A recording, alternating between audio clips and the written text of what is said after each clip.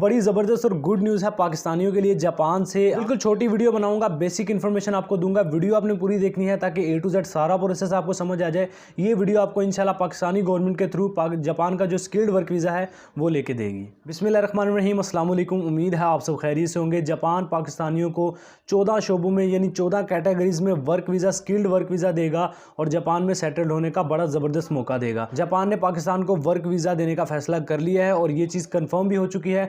सारी डिस्कस इस वीडियो में करने वाला हूँ। इन्फॉर्मेशन आपको इस वीडियो में मिल जाएगी कि क्या ये प्रोग्राम है, कौन सी 14 कैटेगरीज है जिनमें आपने अप्लाई करना है और पाकिस्तान गवर्नमेंट के थ्रू आपको ये वीज़ा मिलेगा। और इसके अलावा तफसीली बताऊंगा कि किन किन शोबों में है, क्या क्या रिक्वायरमेंट्स हैं। वीडियो आपने पूरी देखनी है ताकि A to Z हर चीज़ आपको समझ आ जाए। सबसे पहली बात कर लेते हैं यहाँ पे एजुकेशन की। क्या पढ़े लिखे अफराद ही इसमें अप्लाई कर सकते हैं या कम पढ़े लिखे अफराद भी? तो बिल्कुल इसमें कम पढ़े लिखे अफराद भी अप्लाई कर सकते हैं। एजुकेशन की किसी किस्म की कोई रिक्वायरमेंट नहीं रखी गई। लेकिन यहाँ पे मैं आपको बताता चलूँ कि जो 14 कैटेगरीज हैं इनसे रिलेटेड आपके पास कोई ना कोई एक्सपीरियंस लेटर या फिर एज अ प्रूफ आपके पास होना चाहिए। कोई एजुकेशनली सर्टिफिकेट या फिर कोई डिप्लोमा आपने किया है इन 14 फील्ड से रिलेटेड। जैसे इलेक्ट्रिशियन का डिप्लोमा होता है, किसी भी आपने इंस्टीट्यूट से किया है तो उसका सर्टिफिकेट आपके पास लाजमी होना चाहिए या कोई भी प्रूफ आपके पास होना चाहिए। इन 14 कैटेगरीज जो कि आगे मैं मेंशन कर दूंगा। जापान और पाकिस्तान के दरमियान ये स्किल्ड वर्क वीज़ा का जो मुआहदा है ये कोविड-19 कोरोना से पहले था, लेकिन कोविड-19 की वजह से ये डिले होता होता काफ़ी लेट हो गया और फाइनली अभी ये साइंड हो चुका है, कंफर्म हो चुका है। सेक्रेटरी वजारत ओवरसीज़ पाकिस्तान जनाब आमिर हुसैन और इसके साथ जापान के जो मरसूदा हैं, इनके जापान के सफ़ीर जो हैं मरसूदा, उनके दरमियान ये साइंड हो चुका है। कॉन्ट्रैक्ट दोनों ने साइन कर दिए और ये कॉन्ट्रैक्ट कंफर्म हो चुका है। लेकिन 14 कैटेगरीज में आपको work visa, skilled work visa दिया जाएगा। इससे पहले आप बेसिक से आपको एक और ऑथेंटिक प्रूफ देता चलूँ कि जो जनाब जुल्फी बुखारी साहब हैं इन्होंने भी अनाउंसमेंट की है। इनके अनाउंसमेंट के मुताबिक जापान को आने वाले 2.5 सालों में तकरीबन 3 लाख वर्कर्स की ज़रूरत है। जापान में आबादी की कमी की वजह से स्किल्ड वर्कर की काफ़ी कमी है, जिसको पूरा करने के लिए जापान ना सिर्फ पाकिस्तान बल्कि और भी कई कंट्रीज़ के साथ मुआहदे कर रहा है और फाइनली पाकिस्तान के साथ भी मुआहदा तय हो चुका है। तो इसमें कैटेगरीज जो हैं वो सबसे पहले देख लें, आपकी स्क्रीन पे चल रही हैं। पहली जो कैटेगरी है वो IT सेक्टर में है। IT सेक्टर से मुराद है कि अगर आप ऑपरेटिंग सिस्टम जानते हैं, SEO आपको करनी आती है, वेबसाइट्स को हैंडलिंग कर लेते हैं तो आपके लिए आप इसमें ट्राई कर सकते हैं। सेकेंडली कंस्ट्रक्शन वर्कर्स हैं। कंस्ट्रक्शन वर्कर्स क्या होते हैं, मतलब इसमें लेबर, मेसन और कंस्ट्रक्शन फील्ड से रिलेटेड जो वर्कर्स हैं वो आ जाते हैं। सेल्समैन नंबर 3 पे है। सेल्समैन, अगर आपका सेल्स से रिलेटेड कोई भी एक्सपीरियंस है तो आप इसमें ट्राई कर सकते हैं। इलेक्ट्रिशियंस जो हैं, प्लम्बर्स हैं, इसके अलावा कार मैकेनिक्स हैं।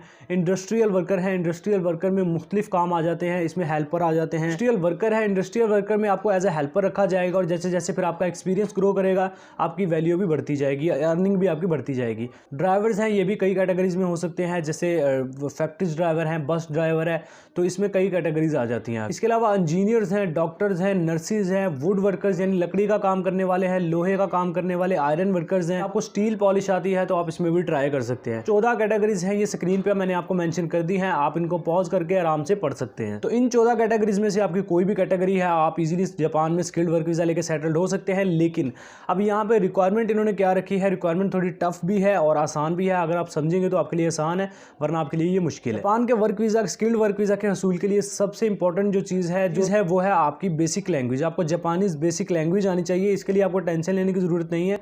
जापान मुख्तलिफ यूनिवर्सिटीज़ और इसके अलावा मुख्तलिफ इंस्टीट्यूट ओपन करेगा जिसमें 3 माह से लेकर 6 माह तक जापानीज़ लैंग्वेज के कोर्सेज करवाए जाएंगे और आप उनमें पार्टिसिपेट कर पाएंगे। जो लोग इन इंस्टीट्यूट से आप अगर लैंग्वेज कोर्स कर लेते हैं 3 महीने का या 6 महीने का, आपको बेसिक लैंग्वेज आ जाती है तो पाकिस्तानी गवर्नमेंट के थ्रू आप जापान के स्किल्ड वर्क वीज़ा में आपको शामिल कर लिया जाएगा और फिर जो भी फॉर्मेलिटीज़ हैं वो पूरी करके आप जापान का वर्क वीज़ा हासिल कर पाएंगे। अच्छा, मज़ीद आपको बताता चलूँ, इसमें अप्लाई करने का प्रोसेस अभी शामिल नहीं किया गया। अभी सिर्फ इसमें गुड न्यूज़ आपको दी गई है, अनाउंसमेंट की गई है कि क्या क्या रिक्वायरमेंट्स हैं, कौन कौन सी कैटेगरीज हैं। इसके अलावा जैसे ही अप्लाई करने का प्रोसेस आए या फिर इस जो जापान का स्किल्ड वर्क वीज़ा है इससे रिलेटेड कोई भी अपडेट आती है तो मैं वीडियो के जरिए आपसे शेयर कर दूंगा कि कैसे आपने अप्लाई करना है, सारा प्रोसेस।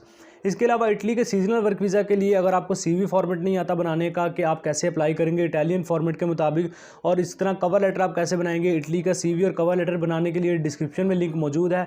अगर आप इटली में ट्राई करना चाहते हैं, जो सीजनल वर्क वीज़ा स्टार्ट हुआ है, तो CV और कवर लेटर दोनों आप इटालियन फॉर्मेट के मुताबिक कैसे बनाएंगे डिस्क्रिप्शन में लिंक मौजूद है। वो वीडियो देख के CV और कवर लेटर बना के इटली के सीजनल वर्क वीज़ा के लिए भी अप्लाई कर सकते हैं। पाकिस्तानी पासपोर्ट पर कुछ वीज़ा फ्री कंट्रीज हैं जिनको मैंने पर्सनली सेलेक्ट किया है, सजेशन करूँगा आपको कि वो वीडियो आप लाजमी देखें।